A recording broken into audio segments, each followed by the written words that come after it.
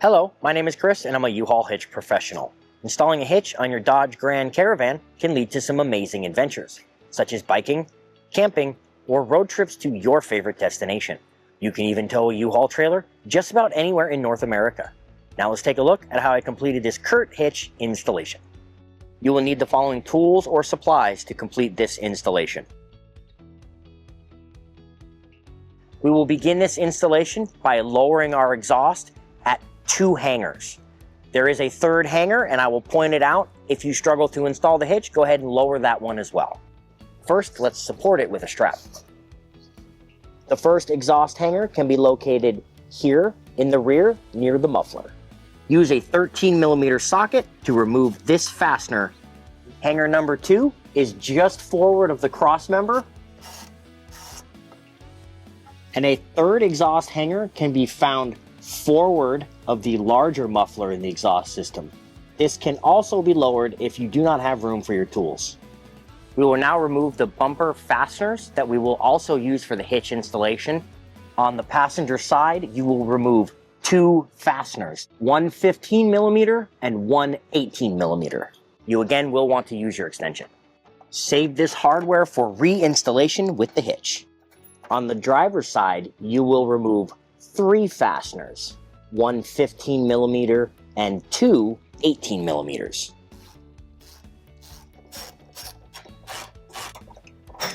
This is a great time for me to point out the fact that we have removed 5 of 6 hardware in this bumper beam. It has some play in it, and we will need to slightly adjust it to reinstall all these fasteners once we raise the hitch into place. Grab the bumper beam here in order to adjust it. You will see there is a little bit of movement and it helps straighten out the bolt to come out. As you can see, with the hardware out of the driver's side, the bumper beam slightly moved itself.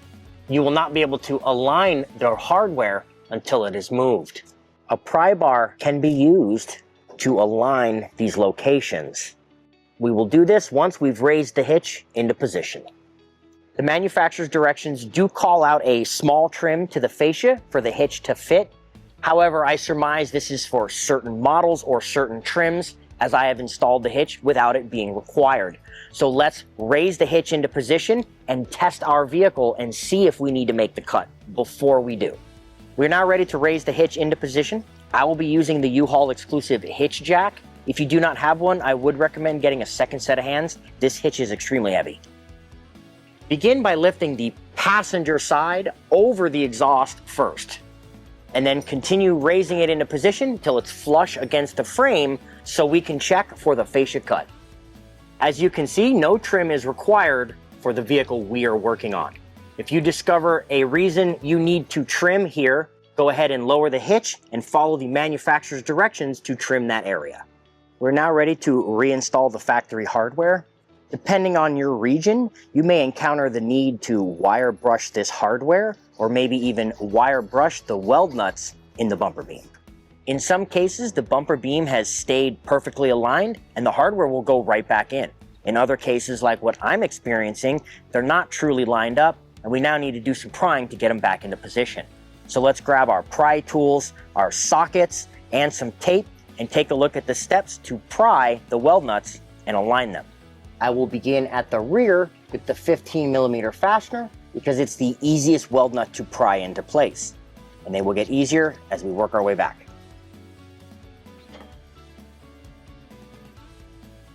If you are unable to align the weld nuts into position using the prying location, you may need to use a weld nut and gently pry the remaining nut into position. We do this by using brown U-Haul tape wrapped around the pry bar to protect the weld nut. I recommend using the center weld nut if you need to pry the forwardmost weld nut into position. Using the forward to pry the center means the forward sometimes will still not fit. It can sometimes be necessary to pry the center weld nut into position and tighten the fasteners on either side of it in order to allow this center fastener to align itself. Now reinstall the passenger side hardware. With all 5 fasteners threading cleanly into the bumper beam, you can now return to tighten and torque them to the manufacturer's specifications, which I will link in the description below. Let's begin with our 18mm socket and the larger bolt and the larger torque setting. Now switch to your 15mm socket and your lower torque setting for the remaining 2 fasteners. We can now return the exhaust brackets and the factory hardware. In some instances, the exhaust muffler will be close to the hitch. Push the muffler away from the hitch, pull the bracket slightly out of position, and then tighten it while still holding the exhaust.